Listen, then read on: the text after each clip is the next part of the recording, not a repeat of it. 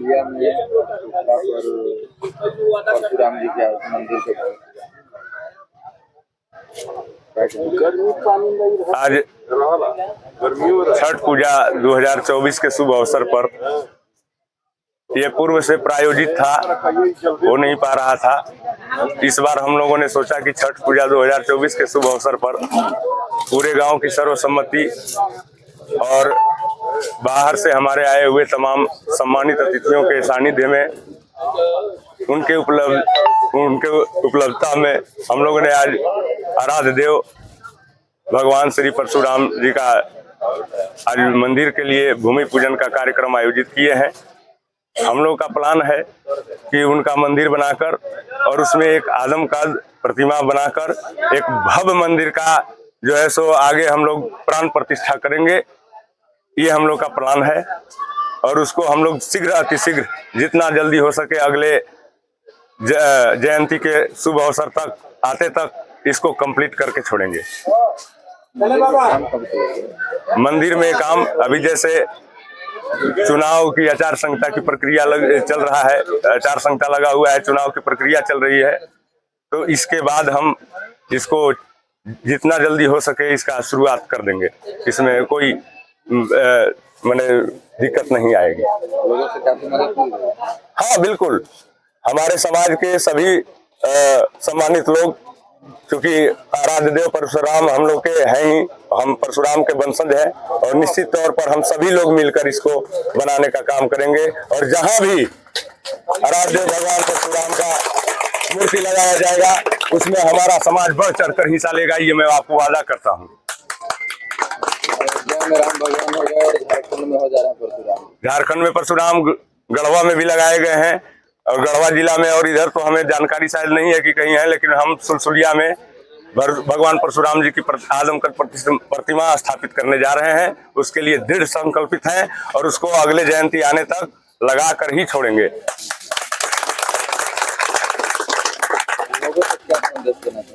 लोगों को बस यही संदेश देना चाहते हैं कि भगवान तो सभी हमारे हैं, सभी की पूजा होनी चाहिए। लेकिन जैसे आज सभी लोग आप जानते हैं कि सुलसुलिया ब्राह्मणों का गांव है, तो यहाँ पे एक आइडेंटिफिकेशन, हमारा पहचान आराध्य देव भगवान परशुराम है, इसमें कोई दो राय नहीं है। और उनके लिए हम ये काम करने जा रहे हैं जिससे उनकी भी मान प्रतिमा बढ़े और हमारे भी समाज की मान प्रतिमा बढ़े, सभी लोगों का सम्मान बढ़े, इसमें हम यही चाहेंगे। ग्राम सुलसुलिया में परशुराम जी के मंदिर का भूमि पूजन बहुत काफी लोग यहाँ पर उपस्थित हुए। इसके बारे में क्या कहना चाहते हैं? मंदिर का जो यहाँ पर पूरा भगवान परशुराम दशावतार में भगवान ब्रह्म के अंशावतार कहे गए हैं। पुराण के मतांतर के अनुसार, कुछ पुराणों के अनुसार इनको छठा अवतार माना गया, कुछ में 8वां अवतार माना गया।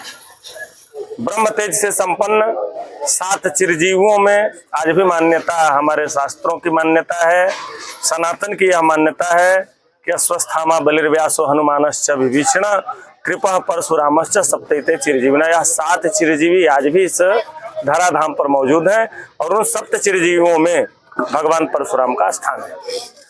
यह भगवान परशुराम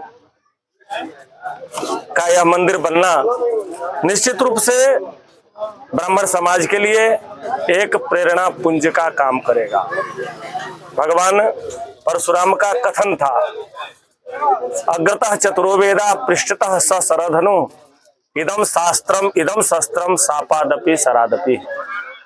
मतलब आगे कंठाग्र, चारों वेद हमें कंठाग्र हैं और पीठ पर बाणों से भरा हुआ तर्कस है, शास्त्र का भी ज्ञान है और श्राप भी हमारे मुख पर है।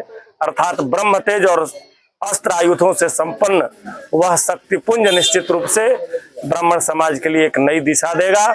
और ब्राह्मणों में जो हमारे संस्कार, हमारे तपबल और हमारी जो शक्ति का ह्रास हो रहा है, उस शक्ति को पुनर्स्थापित करने में निश्चित रूप से यह भगवान परशुराम की प्रतिमा, यह मंदिर हमें प्रेरणा देगा। हमारा नाम श्रीकांत मिश्र, अध्यक्ष देववाणी सेवा संस्थान। आज पूजन में परशुराम जी का भूमि पूजन में आज यहाँ पर शामिल हुए, क्या कहना चाहते हैं? आज भगवान परशुराम जी के भूमि पूजन हमारे गांव सुलसुलिया में जो हो रहा है, मैं अपनी ओर से यहाँ के सभी नौजवान भाइयों को बहुत बहुत बधाई मैं देता हूँ कि भगवान परशुराम जी सत्य और अहिंसा के पोषक थे, इसलिए आज उनका पूरे हिंदुस्तान में भगवान के रूप में पूजा होता है। और इनके मंदिर बनाने और मूर्ति लगाने में हम लोग सभी तन मन धन से सहयोग करेंगे। यह बहुत अच्छा कार्य है, जो कि हमारे नगर प्रखंड क्षेत्र में कहीं भी नहीं है। छठ पूजा के शुभ अवसर पे ग्राम सुलसुलिया में परशुराम जी का मंदिर का भूमि पूजन, क्या कहना चाहते हैं?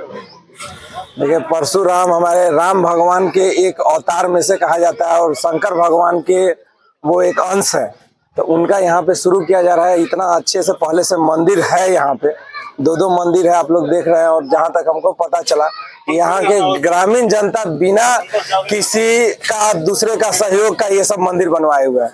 ये बहुत ही अच्छी बात है और खास करके ऐसा सुलसुलिया गांव में ही हो सकता है और कहीं कहीं ये नहीं दिख रहा है। ये पहला गांव हम देखे हैं जो कि बिना किसी का मदद का, और सारे लोग यहाँ संपन्न हैं, ये भी एक कारण है। और सब लोग का इतना आस्था है कि लोग अपने भर भर के पैसा दिए। ये पूरा का पूरा दो मंदिर यहाँ पे कंप्लीट है और बहुत अच्छा चबूतरा से लेके हर चीज अपने से बनवाए हुए। जो अभी तक हमारे गढ़वा जिला में कहीं भी मैंने परशुराम जी का मंदिर नहीं है।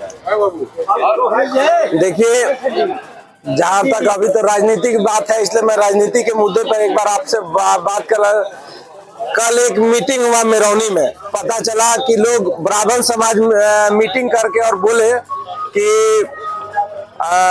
कुछ लोग थे, उसमें से 7-8 लोग थे, बोले कि बाबू साहब को वोट दे दिया जाए। ये बोला गया। आप लोग ये समझिए कि बाबू साहब से किसी भी ब्राह्मण को आप वोट नहीं दिला सकते हैं, लेकिन ब्राह्मण से बाबू साहब को वोट दिलवा सकता है। ये हमारा समाज का सबसे बड़ा खराबी है। कोई भी ब्राह्मण को अगर चल जाइएगा तो सब अपना जातिवाद कर रहा है। अंसारी को वोट देंगे, खान को वोट देंगे, सारा जात अपने आप को वोट देगा। लेकिन एक ब्राह्मण ही एक ऐसे लोग हैं जो कि आप देखिएगा कि लोग यहाँ से वहाँ छितर बितर है, कहते हैं कि ब्राह्मण रहो चाहे कुछ, हम राजपूत के वोट दे दे। देत ब्लेन बाबू साहब के वोट दिया रहा है। यही मतलब एक गड़बड़ हमको जगह जगह ब्राह्मण का गाँव में देखने को मिला है और कुछ नहीं मिला है। ये बहुत जगह सुनने को मिलता है कि हम एकरा वोट दे तो ओकरा वोट दे दे। तो यही चीज एक है। इससे जितना भी जनता लोग हैं और जितना भी ब्राह्मण समाज है, उनको हम आग्रह करेंगे कि सोचिए समझिए। बाबू साहब, कोई भी बाबू साहब से कह के दिखा दीजिए कि किसी ब्राह्मण को वोट दे दे, हम मान जाएंगे। आज हम बोल रहे हैं कि कोई बाबू साहब हमको वोट नहीं देगा, ये लिखित है। और 4000 बाबू साहब है, हम लोग 38,000 है, 38,000 प्लस हम लोग हैं। लेकिन 38,000 में आप देखिएगा कि 20-22,000 आएगा। बाकी जो वोट रहेगा 18,000, वो कहीं ना कहीं काटेंगे, तो बाबू साहब भी काटेंगे, दूसरा कोई नहीं काटेंगे। यही बोलना चाहते हैं।